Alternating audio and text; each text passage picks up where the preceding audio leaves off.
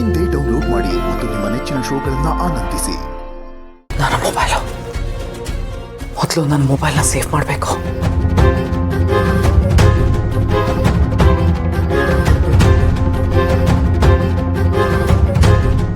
ಸತ್ಯ ಇದು ಯಾರ ಕೈಗೂ ಸಿಕ್ಕಿಲ್ಲ.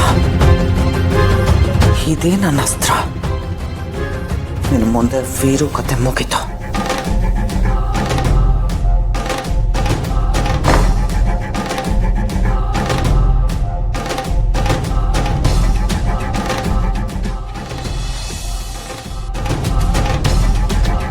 ಸರ್ ನಾವು ಸರ್ಕಾರ ಕಡೆಯಿಂದ ಬಂದಿದ್ದೀವಿ. ಮಿನಿಸ್ಟರ್ ಕೇಸ್ನ ತನಿಖೆ ಮಾಡೋದಕ್ಕೆ ನಮಗೆ ಒಪ್ಪಿಸಿದ್ದಾರೆ. ಅಂದರೆ ನೀವು ಸ್ಪೆಷಲ್ ಇನ್ವೆಸ್ಟಿಗೇಷನ್ ಟೀಮ್ SIT ಅವರು.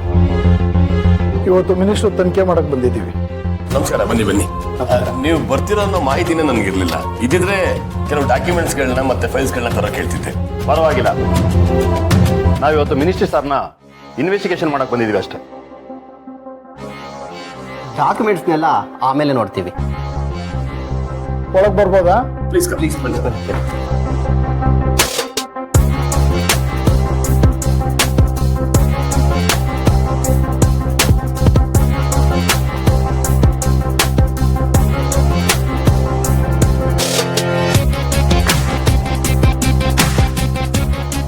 ಸುಬ್ಬು, ಏನೋ ಮಾಡೋದೀಗ? ಅಣ್ಣ ಏನಾದರೂ ರಾಜೀನಾಮೆ ಕೊಡೋ ಪರಿಸ್ಥಿತಿ ಬಂದ್ರೆ ಈ ಆಫೀಸರ್ಸ್ ಏನ್ ಪ್ರಶ್ನೆ ಕೇಳ್ತಾರೆ? ನೀವೇನು ಯೋಚನೆ ಮಾಡಬೇಡಿ ಸರ್. ಸತ್ಯ ನಮ್ಮ ಕಡೆನೇ ಇದೆ, ಸತ್ಯನೇ ಗೆಲ್ಲೋದು. ಆದ್ರೂ ಇವ್ರ ಹತ್ರ ಏನಾದ್ರು ಪರ್ಸನಲ್ ಮಾತಾಡ್ಲಾ? ಬೇಡ ಸರ್, ಆ ತಪ್ಪಂತೂ ಮಾಡೋಕ್ಕೆ ಹೋಗ್ಬೇಡಿ. ಯಜಮಾನರು ಸತ್ಯನ ಯಾವತ್ತೂ ಯಾರಿಂದನೂ ಮುಚ್ಚಿಟ್ಟಿಲ್ಲ. ಅವ್ರು ಏನೇ ಪ್ರಶ್ನೆ ಕೇಳ್ತಾರೋ ನ್ಯಾಯವಾಗಿ ಉತ್ತರ ಕೊಡೋಣ ಅಷ್ಟೇ. ಸರಿ, ನಾನು ಕತ್ಕೊಂಡ್ಬಿಡ್ತೀನಿ.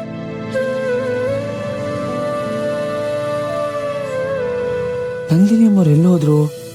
ಅವ್ರಿಗೆ ಸಾಕ್ಷಿ ಸಿಕ್ತೋ ಇಲ್ವೋ ಅನ್ನೋದೇ ಗೊತ್ತಾಗ್ತಾ ಇಲ್ವಲ್ಲ. ಏನಾಯ್ತೋ ಏನೋ. ಅಕಸ್ಮಾತ್ ಅವ್ರಿಗೆ ಸಾಕ್ಷಿ ಸಿಗ್ಲಿಲ್ಲ ಅಂದ್ರೆ ಯಜಮಾನ ಮೇಲಿರೋ ಆರೋಪ ಸಾಬೀತಾಗ್ಬಿಡುತ್ತೆ. ಸರ್, ನಿಮಗೆ ಕಾಫಿ, ತಿಂಡಿ, ಜ್ಯೂಸ್ ಏನಾದರೂ ತಂದ್ಕೊಡ್ಲಾ? ಮಿಸ್ಟರ್, ನೀವು ಯಾರು? ನಾನು ಮಿನಿಸ್ಟ್ರ್ PA, ಹಾಗೆ ಅವ್ರ ಅಳಿಯ ಕೂಡ. ಒಳ್ಳೇದು.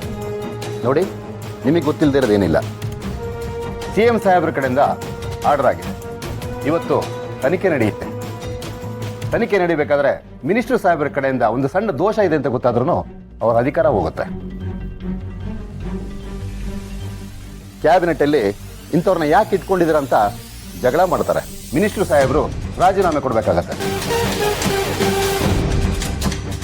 ಇದು ತುಂಬಾ ಸೀರಿಯಸ್ ವಿಷಯ. ನೀವು ದಯವಿಟ್ಟು ಅವ್ರನ್ನ ಕರೆದ್ರೆ ನಾವು ಇನ್ವೆಸ್ಟಿಗೇಷನ್ ಶುರು ಮಾಡ್ತೀವಿ.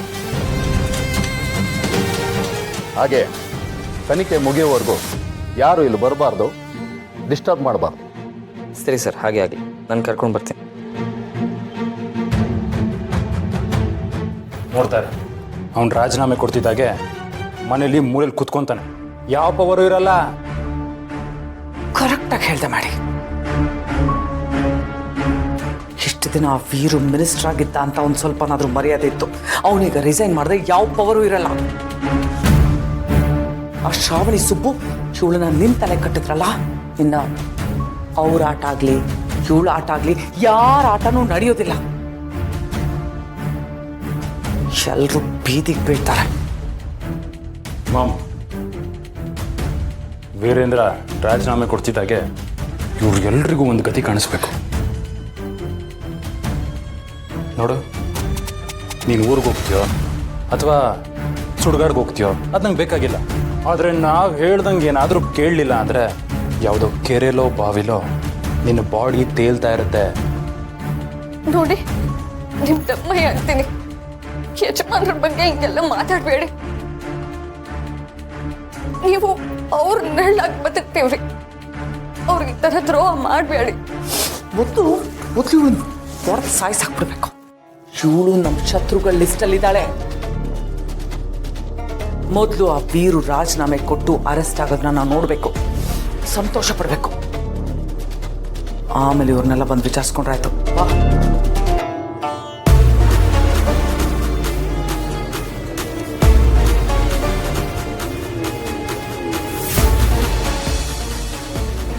ಇನ್ನೇನು ಕೆಲವೇ ಕ್ಷಣಗಳಲ್ಲಿ ವಿದ್ಯಾಮಂತ್ರಿ ಪದಚ್ಯುತಿ.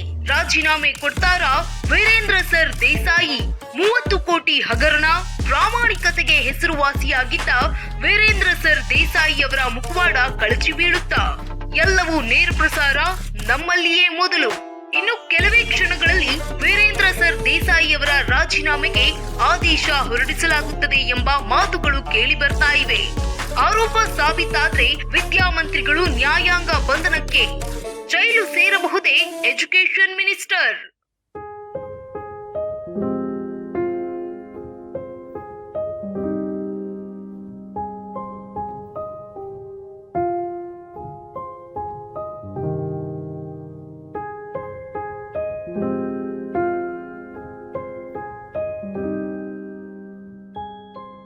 ಶ್ರಾವಣಿಯಮ್ಮ, ಶ್ರಾವಣಿ ಮೊರೆ, ಯಾಕೆ ಗಾಬರಿ ಆಗಿದ್ದೀರಾ? ಗುಡುಗು ಸಿಡ್ಲು ಸದ್ ಮಾಡಬಹುದು, ಆದರೆ ಕಡೆಗೆ ಬರೋದು ಭೂಮಿ ತಾಯಿನ ತಂಪು ಮಾಡೋ ಮಳೆನೇ. ನಿಮ್ಮ ಮಾವ ಅವ್ರು ಹೇಳ್ತಿರೋದು ಸತ್ಯ ಶ್ರಾವಣಿಯಮ್ಮ. ಕೆಟ್ಟ ಜನರು ಎಷ್ಟು ಕೂಗಾಡಿ ಕಿರ್ಚಾಡ್ಬೋದು, ಆದರೆ ನಿಮ್ಮ ತಂದೆ ದೇವರಂತವ್ರು. ಅವ್ರ ಮೇಲೆ ಕೋಟಿ ಜನರ ಆಶೀರ್ವಾದ ಇದೆ. ಅವ್ರಿಗೆ ಯಾವತ್ತೂ ಕೆಟ್ಟದಾಗಲ್ಲ. ಶ್ರಾವಣಿಯಮ್ಮ, ಕಾಡೋಕ್ಕೆ ದುಷ್ಟಶಕ್ತಿ ಇದ್ರೆ ಕಾಪಾಡೋಕ್ಕೆ ದೈವಶಕ್ತಿ ಇದ್ದೇ ಇರುತ್ತೆ. ಆ ದೈವಶಕ್ತಿ ಯಜಮಾನ್ರ ಕೈ ಹಿಡಿದು ಕಾಪಾಡುತ್ತೆ. ಧೈರ್ಯವಾಗಿರಿ.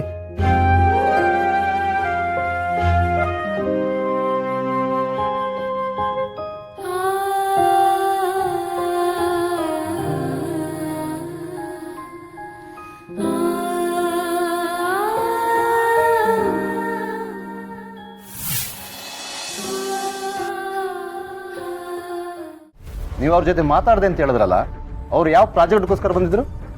ಅದು ಸರ್ಕಾರಿ ಶಾಲೆಗಳ ಅಭಿವೃದ್ಧಿಗೆ ನಾವೊಂದು ಕೆಲವು ಕಾರ್ಯಕ್ರಮಗಳು ಹಮ್ಮಿಕೊಂಡಿದ್ವಿ. ಶಾಲಾ ಕಟ್ಟಡಗಳು, ಅದ್ರ ಸುತ್ತ ಕಾಂಪೌಂಡ್ಗಳು ಕಟ್ಟೋದು, ಟೆಂಡರು ಇವ್ರಿಗೆ ಆಗಬೇಕು ಅಂತಿತ್ತು.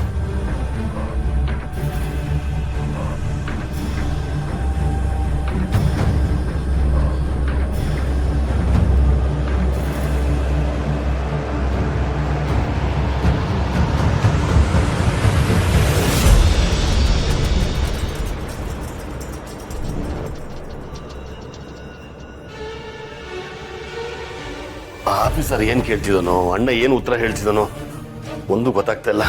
ನನಗಂತೂ ತುಂಬಾ ಟೆನ್ಷನ್ ಆಗ್ತಿದೆ ವಂದನ. ಯೋಚನೆ ಮಾಡ್ಬೇಡ್ರಿ, ಬಾಬಾ ಸತ್ಯನೇ ಹೇಳ್ತಿರ್ತಾರೆ, ಅವ್ರಿಗೇನೂ ಆಗಲ್ಲ. ಇದು ಕಲಿಗಾಲ ಕಡೆ, ಸತ್ಯ ಹೇಳೋರು ಕಷ್ಟಗಳನ್ನ ಎದುರಿಸ್ಬೇಕಾಗುತ್ತೆ. ಇದಾಗಿರೋ ಧ್ವನಿ ನಿಮ್ದೇನಾ? ಖಂಡಿತ ನಂದೆ. ನಾನೇ ಮಾತಾಡೋದು, ಅದ್ರಲ್ಲಿ ಅನುಮಾನನೇ ಇಲ್ಲ.